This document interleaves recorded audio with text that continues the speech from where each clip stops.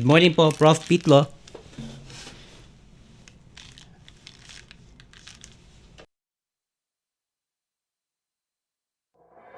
Front and Center. Front and Center. A focus on important and significant developments affecting the lives of Filipinos, not only in the Philippines, but also those living and working around the world. Join us in Front and Center. Front and Center. Here on Radyo Pilipinas World Service. Good day, welcome to Front and Center, where we focus on developments in the Philippines, legislation that provides policies and directions that strives to promote a better economy for the country, issues that concern the welfare and well-being of every Filipino. All of these and more will be Front and Center. You can watch this program live on our Facebook page, that's Radyo Pilipinas World Service. You can also hear us live on audio streaming at Evox PBS Receiver app. So join us for another edition of Front and Center with your host, Jerome Toledo.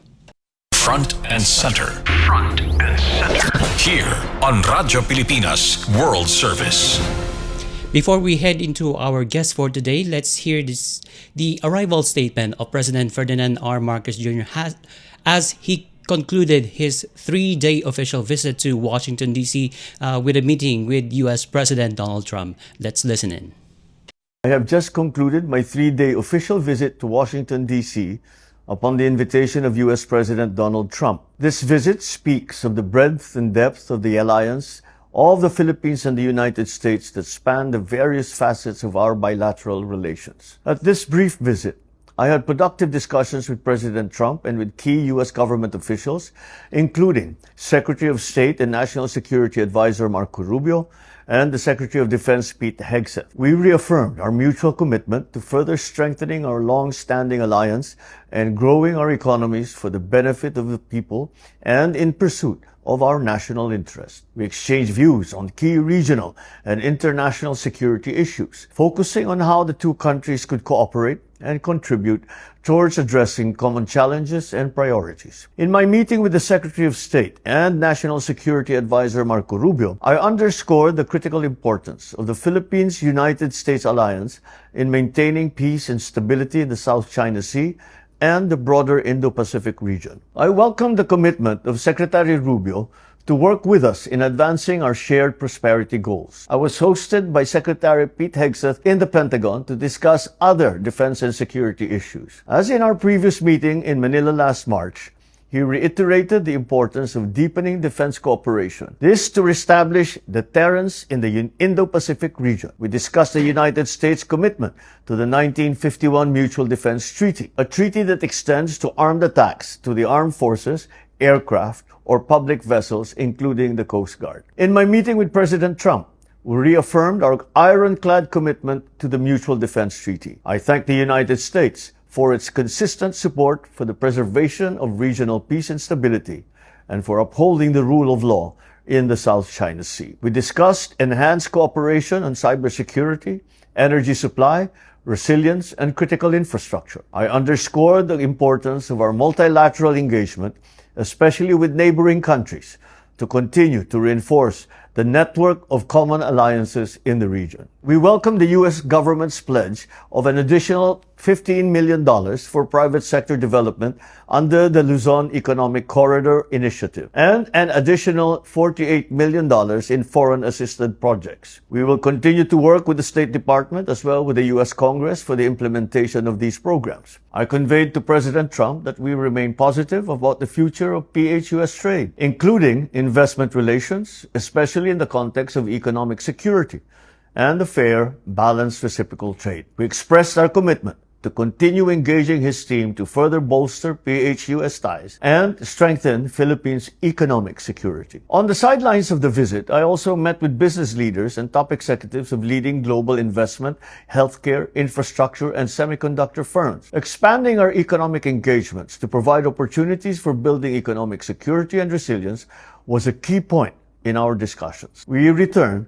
to the Philippines with over $21 billion in investment pledges that have the potential to create thousands of direct and indirect jobs for Filipinos within our country. The United States is our oldest and only treaty ally, and my visit to meet the new president is important in advancing our historic and dynamic cooperation, mutual respect, and shared strategic interests. I look forward to hosting President Trump next year to attend the ASEAN meetings under the Philippines chair, which also coincides with the commemoration of the 80th anniversary of the Philippine-U.S. diplomatic relations and 75 years of the Mutual Defense Treaty. Finally, I would like to express my sincere thanks to the U.S. government and its people, not only for their warm hospitality during my short visit, but also for extending support to our response efforts in aiding communities and areas affected by the southwest monsoon. Sa gitna ng kalamidad, inuuna ng inyong pamahalaan ang kaligtasan, kalusugan,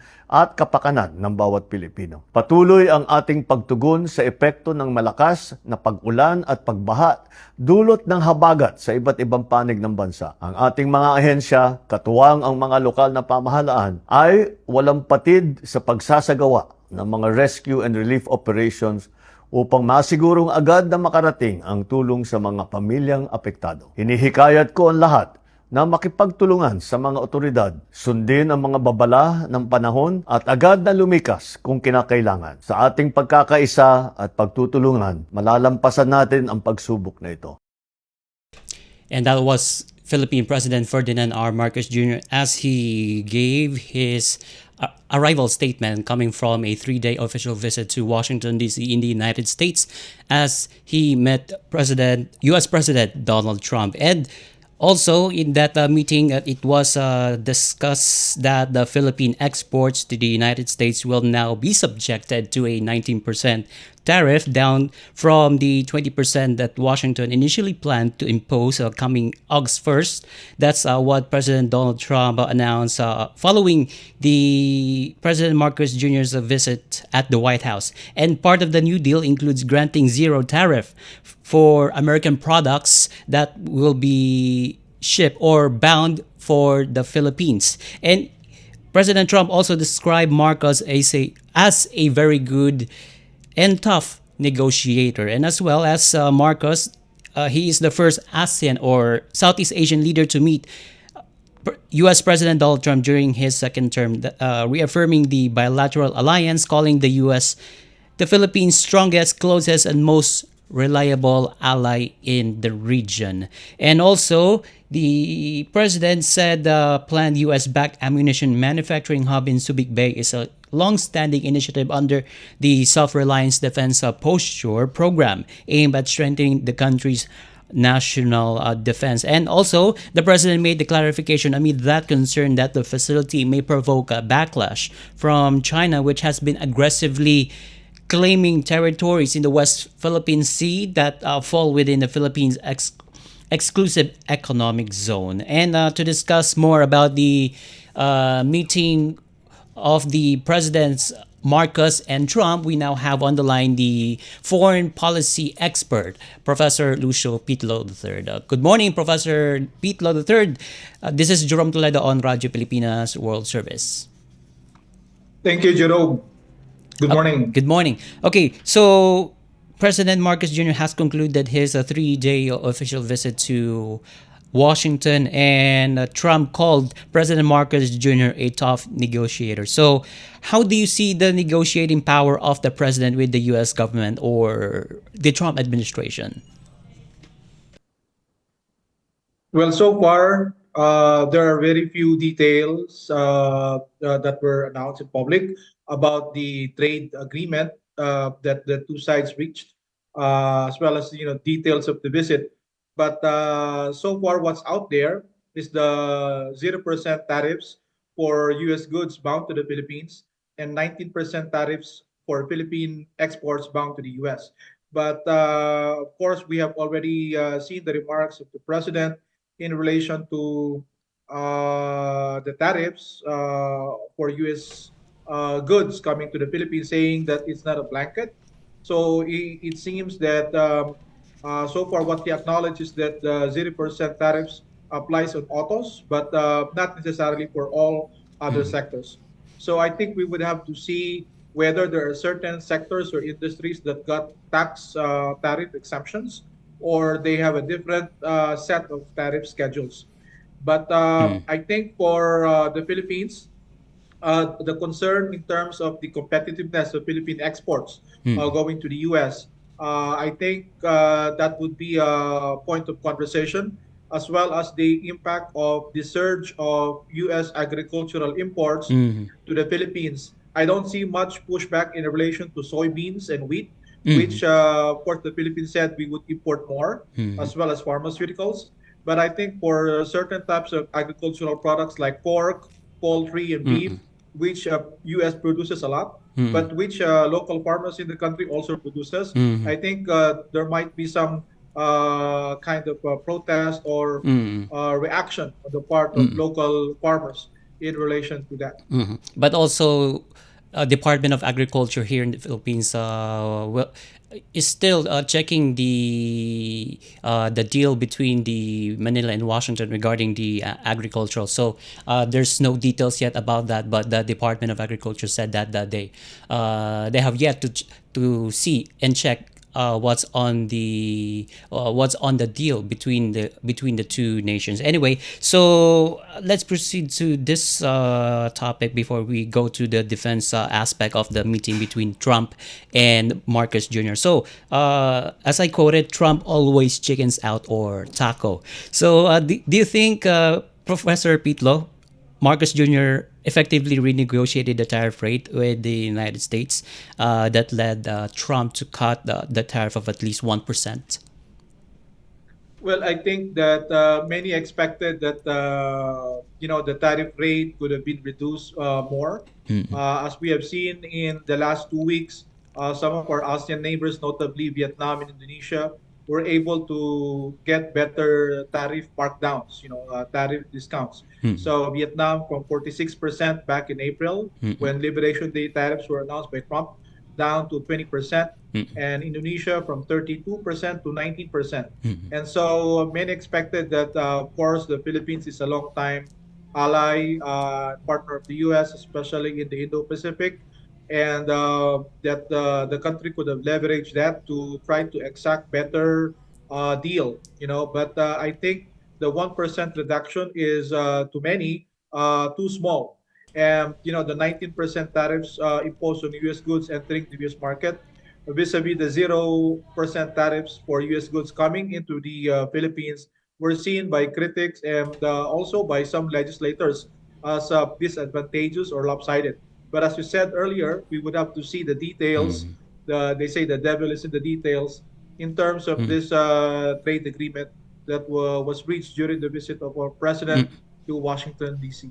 All right. Okay, so let's go now to the defense aspect of the meeting between Trump and Marcus Jr. So, yeah, the president made the clarification on the potential building of facility in Subic, and some groups say that the facility may provoke a backlash from China, which has been aggressively claiming territories in the West Philippine Sea that fall within the Philippines' exclusive economic zone, and as well as the Philippines reaffirm its uh, cooperation and relations with the United States, in particular in defense. So, uh, is that the concern? But first, is that the concern building an ammunition facility or plant that may anger China a valid one, Professor Pitlow?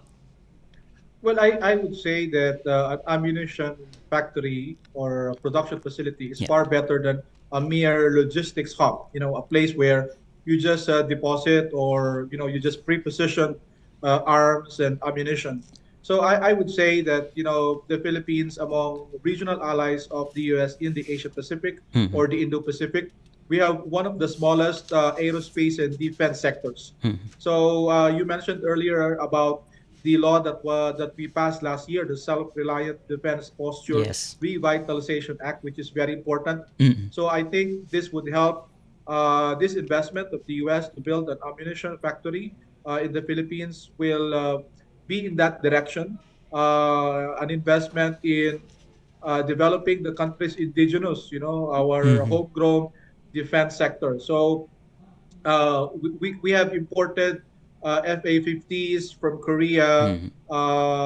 Coast Guard ships from Japan, and so I think it's very important that we also try to develop our own shipbuilding, our own defense and Mm-hmm. aerospace sector, because it would generate jobs, it would generate revenues for us, Mm-hmm. and at the same time, it would enhance our credible defense posture.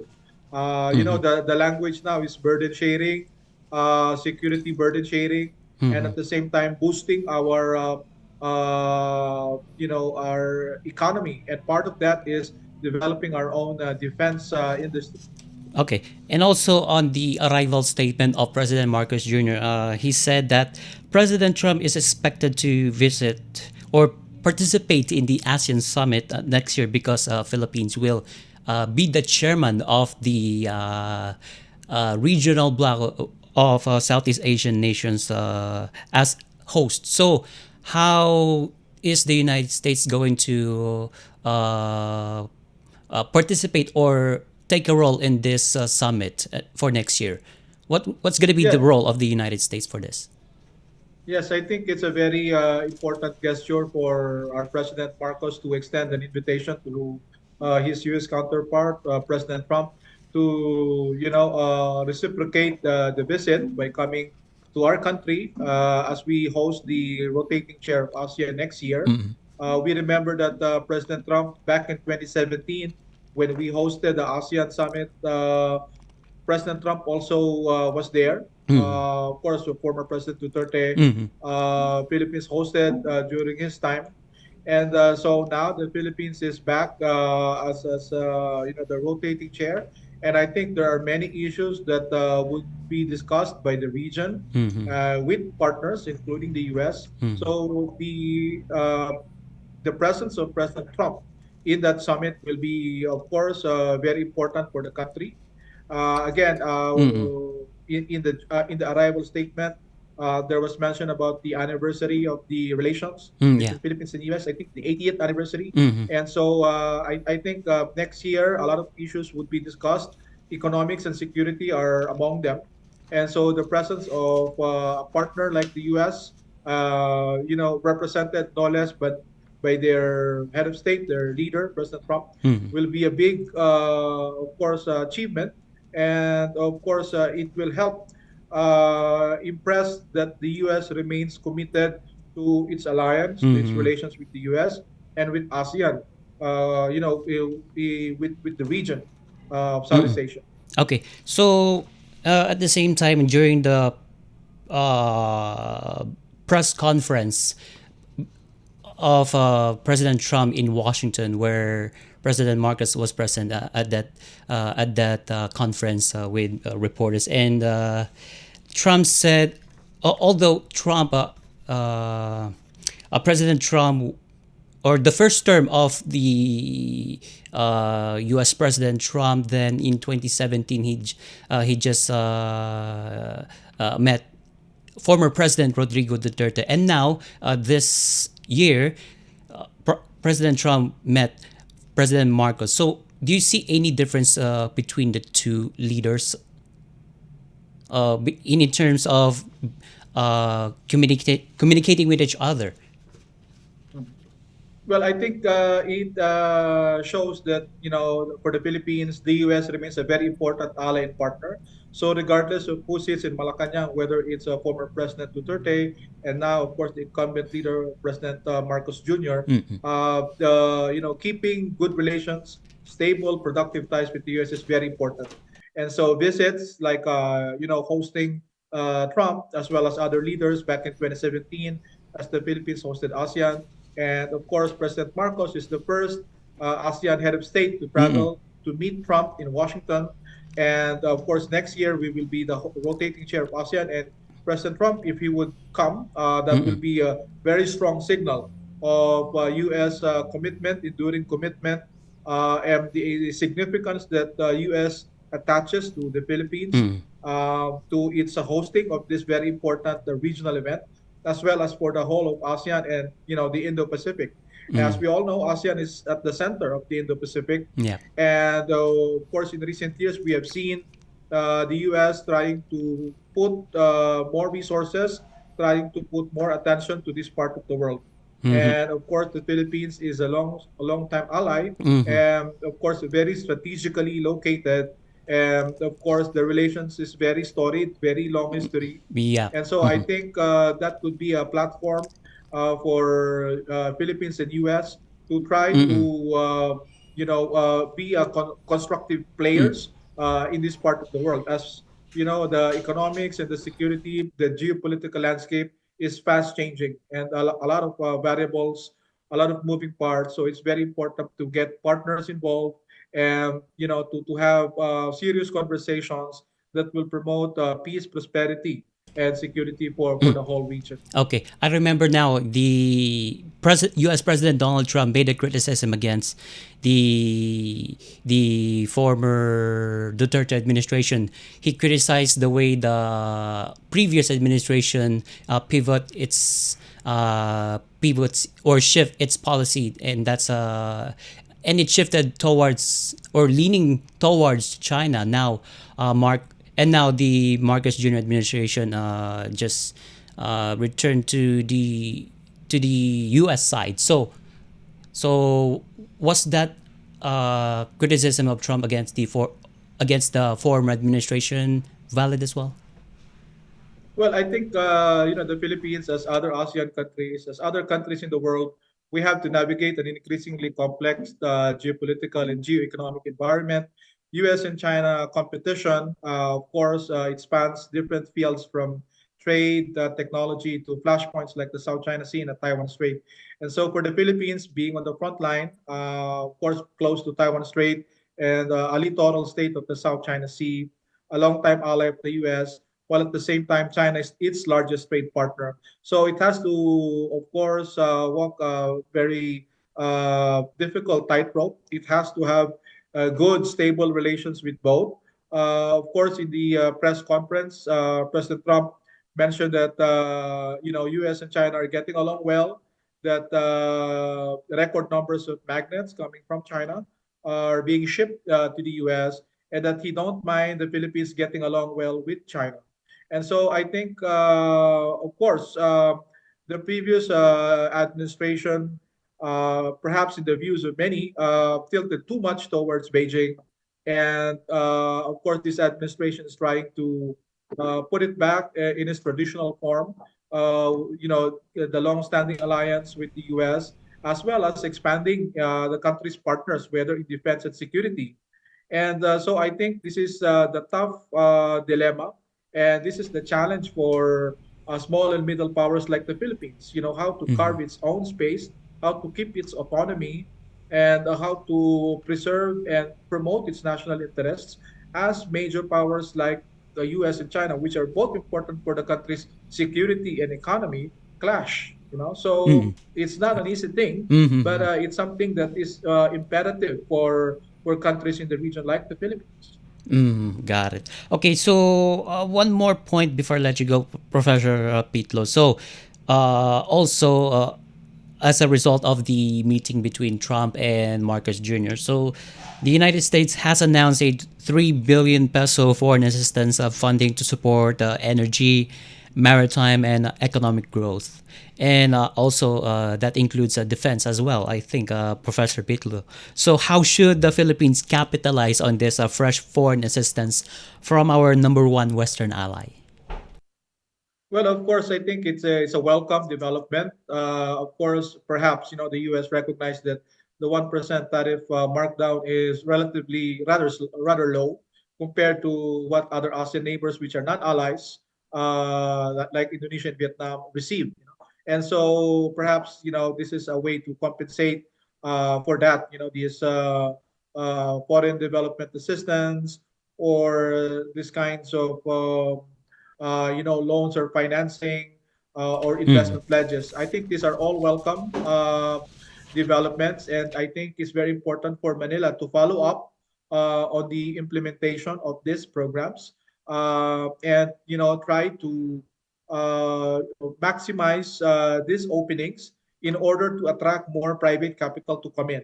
U.S. made investment pledges before, like during the visit of Vice President Kamala Harris to Manila, Mm-hmm. where she also met with President Marcos back in 2022. Mm-hmm. There were pledges to invest in geothermal power plant in Mindanao, as well as a nickel and cobalt mineral processing facility. And of course, in 2022, the Hanjin, the former Hanjin shipyard in Mm-hmm. Subic, went bankrupt, and a U.S. financial entity, Cerberus, took over. But since then, we have not seen the revival of this shipyard. And of course, shipbuilding is a very important aspect for the country.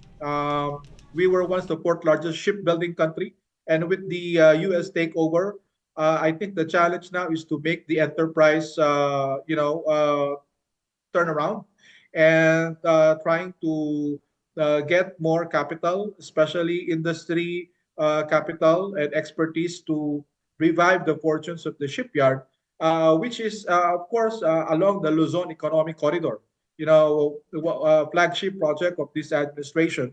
So this Luzon Economic Corridor includes, of course, infrastructure, port upgrades of Subic, Batangas, which can be alternative ports for Manila. As we Mm-hmm. all know, it's congested. Then there's the railway infrastructure, the agribusiness, and then the semiconductors. President Marcos met leaders of the U.S. Semiconductor Industry Association. Mm-hmm. And so I think it's also very important that the pledges from the private sector, especially in the semiconductors, the integrated circuits, Mm-hmm. the electronics, which are among the top exports of the Philippines to the U.S. Okay. So whatever concerns they may have, the president, may have made commitments to reassure them, and at the same time, try to follow up on these commitments. This Mm-hmm. will really help a lot, in terms of the Philippines being able to make the most out of this Mm-hmm. changing geopolitical environment. Okay. So meaning to say, so Philippines must remind the United States that we are one of the best allies, one of their best Yes. allies. So our location is, we're prime real estate property, very strategically located in the region. Mm-hmm. We have a growing market, over 100 million people, many of them young, skilled workers. Mm-hmm. Of course, there's a lot of opportunity to attract U.S. investments in areas like shipbuilding, Mm-hmm. critical mineral processing, Mm-hmm. as well as semiconductors. These are all necessary. Mm-hmm. As U.S. and China conflict or competition intensifies, there are certain sectors that may be scuttled or unpacked. And, Mm-hmm. supply chains resilience is very important. Mm-hmm. And so I think this is where the Philippines can make the most, leverage its alliance with the U.S. to attract more U.S. and allied and other foreign capital to relocate to the Philippines, do business here, Mm-hmm. employ more people, generate revenues, Right. and of course build our own industry. Right. Okay. Okay. One last point. Since the Marcos Jr. administration has established a friendly or warm relations towards the United States, so can the Philippines capitalize this to ask more favorable policies towards us?